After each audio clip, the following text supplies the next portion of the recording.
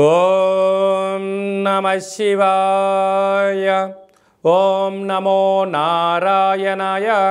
ఓం శ్రీ స్వర్ణాకర్షణ కాళభైరవాయ నమో నమః. నరదృష్టి నివారణ కాళభైరవాయ నమో నమః. ఓం కాళకాలాయ విద్మహే కాళాతీతాయ ధీమహి తన్నో శ్రీ స్వర్ణాకర్షణ కాళభైరవ ప్రచోదయాతు. హరి ఓం. మా ఛానల్కి స్వాగతం. చూస్తున్న వీక్షకులకు ప్రేక్షకులకు ప్రియ కాళభైరవ భగవద్బంధుకి స్వాగతం పలుకుతూ మమ్మల్ని ఎంతగానో ఆదరిస్తూ ఉండబడినటువంటి ప్రియ సోదరీ మండలకు అందరికీ కూడా వసంత పంచమి మాఘ పంచమి సాక్షాత్ మహాసరస్వతీదేవి అమ్మవారి యొక్క ఆశీస్సులు అందరిపైన ఉండాలని, అందరినీ విద్యావేత్తలుగా, జ్ఞానవంతులుగా, గుణవంతులుగా, సంపన్నవంతులుగా అమ్మవారి యొక్క ఆశీస్సులు ప్రసాదించాలని కోరుకుందాం. మేషరాశి వారు వసంత పంచమి సందర్భంగా ఎలాంటి విధి విధానాలు పాటించాలో ఈ వీడియోలో సవివరంగా సంపూర్ణంగా తెలుసుకుందాం. మేషరాశిలో ఏ నక్షత్రాలు వస్తాయనగా అశ్విని నక్షత్రంలోని 4 పాదాలు, భరణి నక్షత్రంలోని 4 పాదాలు, కృత్తికా నక్షత్రంలో 1 పాదం కలిపితే మేషరాశి. మేషరాశికి అధిపతి కుజుడు.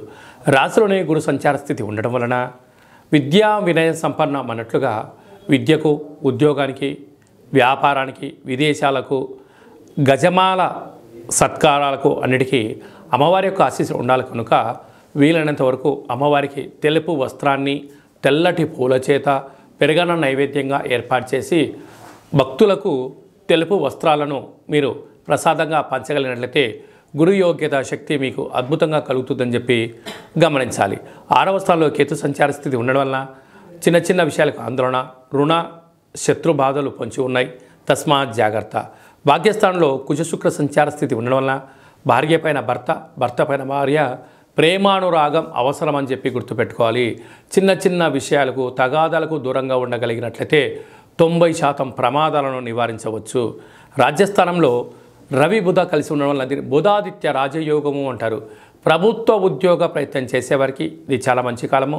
ప్రభుత్వ ఉద్యోగంలో ఉండబడిన వారికి ప్రమోషన్స్ కానీ, ఇంకో చోటికి ట్రాన్స్ఫర్స్ కానీ ప్రయత్నం చేసినట్లయితే మీకు పై అధికారులతో సత్సంబంధాలని మర్యాదపూర్వకంగా, వినయంగా, గౌరవంగా ఉండగలిగితే కాలమంతా మీకు శుభయోగమే అని చెప్పి గమనించాలి.